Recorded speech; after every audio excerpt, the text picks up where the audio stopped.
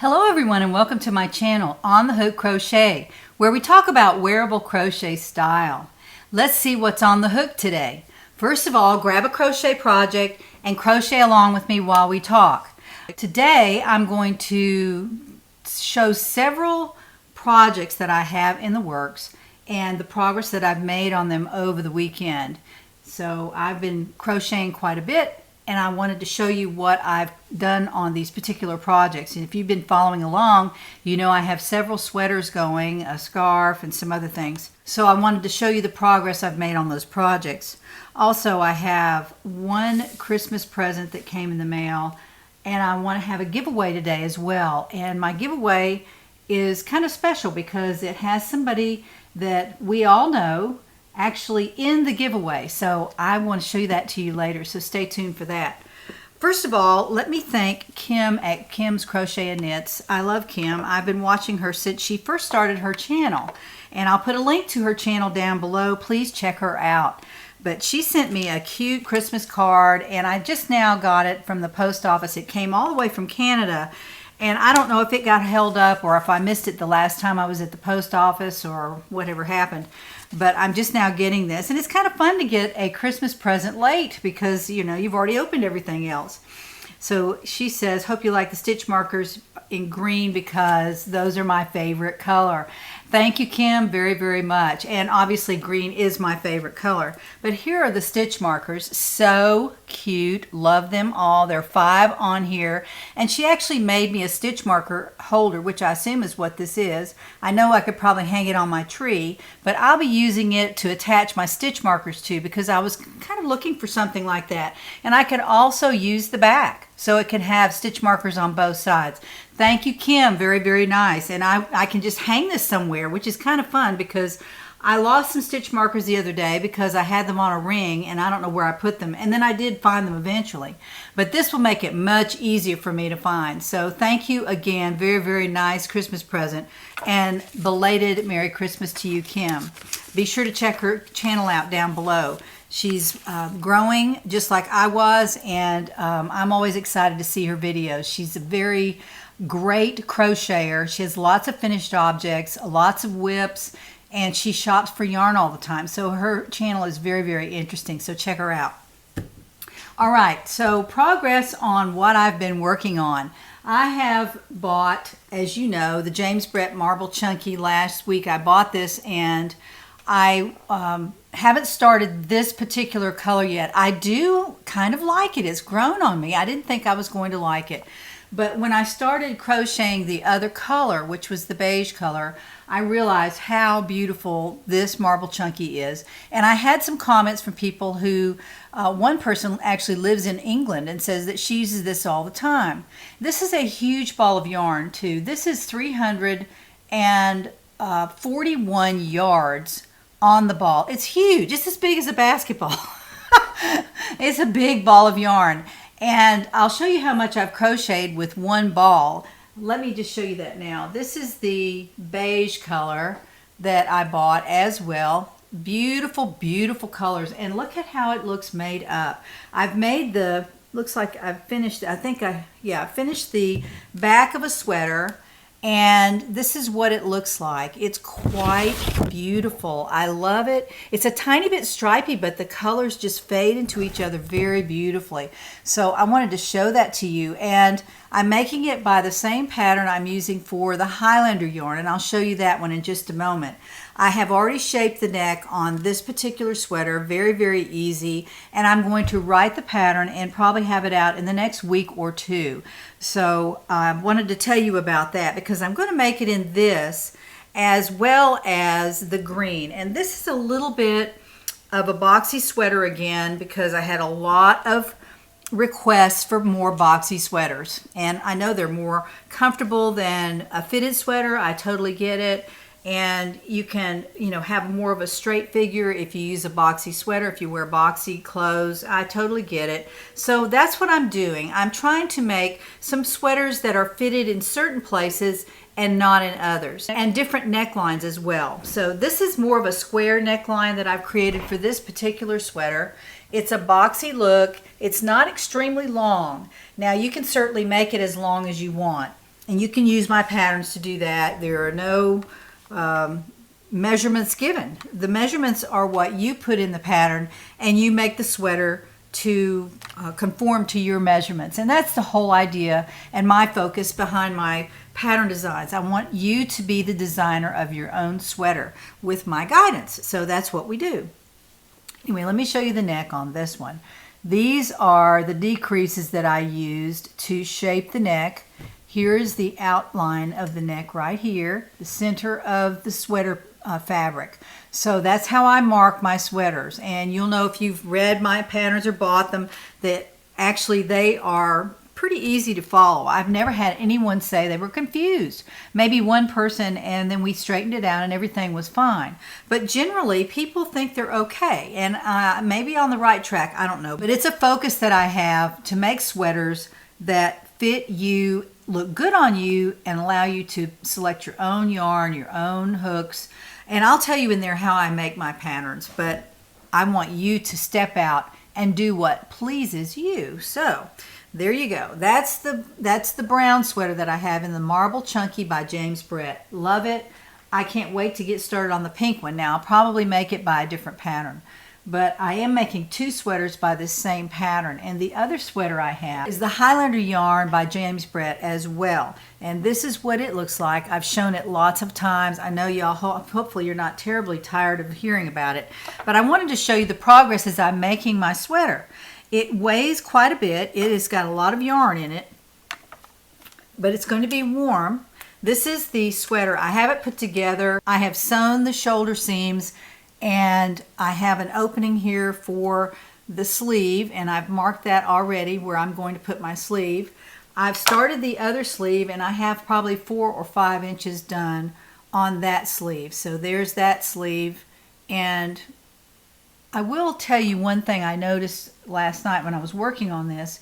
This has some very tall stitches, some treble crochet, and what that does is helps the fabric be a little more drapey, and that was my idea behind it. Now when I went to put the sleeve onto the sweater, I noticed that when I went in to crochet along the edge of the sweater, that would be this edge, I crochet the sleeve right onto the sweater, I had a hole right here. You see my thumb through it. I had a hole right there, and there's a little bit of one across. I did pretty well with it, but I always ask y'all to be careful when you do that very first row on your sleeve. If you have to rip it out, rip it out. But make sure that it lays flat onto the fabric, and mine does, it's fine. But right here, I had used this treble crochet hole to put 2 stitches, and that's fine. There was plenty of room for that. But what happens is when you wear the sleeve, it pulls that hole apart, and the hole between the 2 treble crochets. So what I'll do when I finish the sweater, I'll go back on the inside of the sweater and I will tack those 2 crocheted treble stitches together so that they're not so far apart. I'll probably just tack them just like that. So that's how it will look. And I may do even this one down here, I don't know. But that's fine-tuning the sweater, and it'll look just fine, not a problem there. So this is how far I've gotten on the sleeve. I did several rows of half double crochet here, and then I started the treble again to keep the design of the fabric going down the sleeve. But what I don't want to do is make the sleeve really big, so I am working hard on decreasing the size of the sleeve down so that it's not floppy at the bottom. I really wanted it to fit a little bit closer because the sweater itself is boxy and big. So I will be doing that, working on that this week. It's been a challenge to make because I am trying not to run out of yarn. I've not even started the other sleeve yet. And I have ordered some more of this. I ordered it on eBay, and it looked like the same exact yarn. I hope that it is, because if it isn't, I'll have to do a plan B on this sweater. I might have to take the sleeve out from the wrist to the elbow and just make elbow sleeves. It just depends on how much yarn I have left when I finish the sweater. I just want to be sure I have enough to put a trim around the neck. I'm not going to put any trim around the bottom. It looks fine just like it is. But that's the progress I've made on my Highlander sweater. I don't know what I'm going to call it yet. Moving forward, I have some progress on my Cardi, my Friday Cardi that I'm making out of this City Tweed, beautiful, beautiful brocade color that I've talked about many times. I'm going to put this on as the trim, and I actually did hold it up. I had some of this made up in a couple, 3-4 rows of single crochet that I had done when I first got this yarn, and just to see how the swatch would look. And I held it up to the sweater and it looked great. And I ripped it out. I thought, oh, you might have wanted to see that, but I didn't do it. So anyway, it looks okay. I'm going to go ahead and proceed and go ahead and put this trim on. I did get some gray. This is the gray that I found that would look very, very good with it. It's still a very light gray though. And when I held a charcoal gray up to it, it just didn't do much for me. I just soon make it out of this purple, which I don't have. I think I'm going to have enough yarn to finish it. That's the thing about buying yarn and not knowing exactly how much you need. You really don't know if you're going to be able to finish it or not. That's why I always say, if you're making a sweater, make it out of something that you can order more yarn for, which is not what I did with the Highlander. I just assumed it would be available, and it's not. I had to get it on eBay. All right, so this is my Friday Cardi. I have one of the sleeves done. There it is. And the front and the back are finished. And I've started on my other sleeve, and I have about this much that I've done on my sleeve from right there to the edge. I've done that much on the sleeve. And so it'll be done probably this week at some point. I do have my scarf finished for the 2020 challenge. I have one scarf finished, and I'm working on another one. I really wanted to do two. I love scarves. I love shawlettes. I love cowls. And so I am making two things for the 2020 challenge. So my video will be out next Monday, just like everyone else, on the 20th, and just be looking for that. It'll come out, and I'll show you what I have created for the challenge.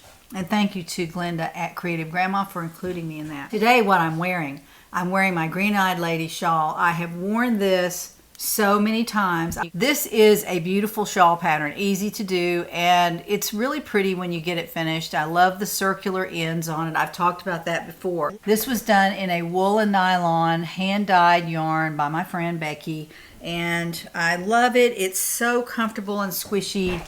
This is what it looks like. Quite beautiful.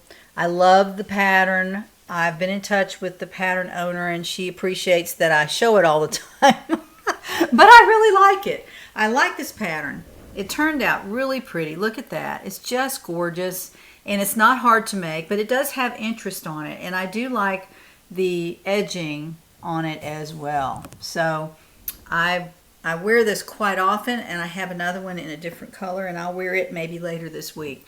It has not been cold here. I'm able to just wear a knit top, long sleeve of course, but no sweaters or anything in the last couple days because it just has not been very cold at all here in Tennessee. It's been in the high 60s, and it's amazing really because it's the middle of winter, but that's okay. We're not complaining at all. All right, now getting to the giveaway. I have two magazines that I want to give away this week. They are duplicates because I have two subscriptions to two crochet magazines, and I want to give them away. When they come in, I get excited because two come in and I can give one away to a subscriber. So this is the first one I wanted to show you. This is the Crochet, they're both called Crochet Magazine. No, this one's Crochet Magazine, and it is their spring edition. It has a tunic on the front, has lots of great patterns in it. But what I noticed in this was that there was a pattern published in here by Glenda Winkleman. Glenda is the owner of Creative Grandma, who has a zillion subscribers, and she's really, really good with her tutorials. I love her tutorials. I've actually made some things from her tutorials. She's very, very clear and shows you every detail that you need to know. and I really like her tutorials. But this is called Wildflower. It's a dishcloth that she designed for Crochet Magazine.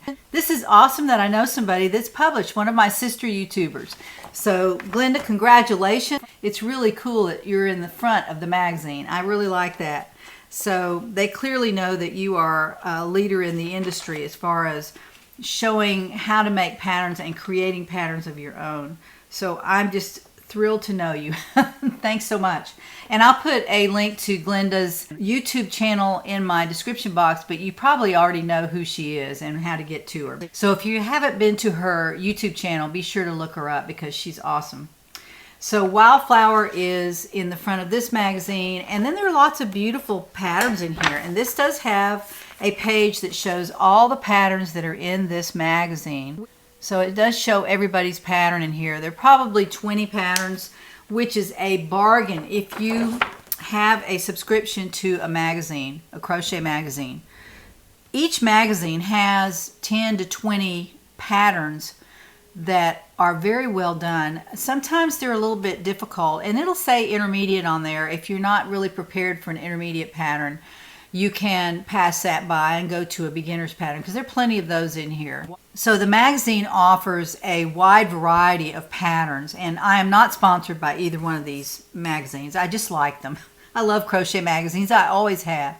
And I went downstairs the other day to my craft room, and I know it's always an adventure when I go down there. I find things that I didn't know I had. And I'm going to show you this. I really wasn't intending to today, but I want to show it to you anyway. I found this plastic bag full of pattern books, crochet magazines, and I plan to go through it at some point and see if there's anything I'd like to make. I see some interweave crochet magazines from years ago that are in this bag. I've printed off lots of patterns and they're in that bag as well. I'm kind of working through it a little at a time. So the other magazine I'm giving away, and there will be 2 winners this week. The other magazine is Crochet World, which a lot of you have heard of, and most of you have. This is the February edition of Crochet World, and Crochet World is, I think it comes out every other month, but I can't swear to it. I don't really know that. But this is February 2020. It may come out every month. I don't know. I haven't had it coming in very long, so I don't really remember when it comes in. But this particular magazine is about Valentine's Day, and there are lots of Valentine's projects in here, little hearts. There's a rug for your dog. There's a shawl. There's a sweater by Dora Orenstein, who is a guru of crochet patterns and techniques. I really like her work. But she's designed a very simple sweater for this particular magazine. So there's just lots of things in here to take a look at. There are hats and blankets, shawls, everything in this particular magazine. So I like Crochet World. I think you can get it at Joann's. I'm sure they have it at other big box stores.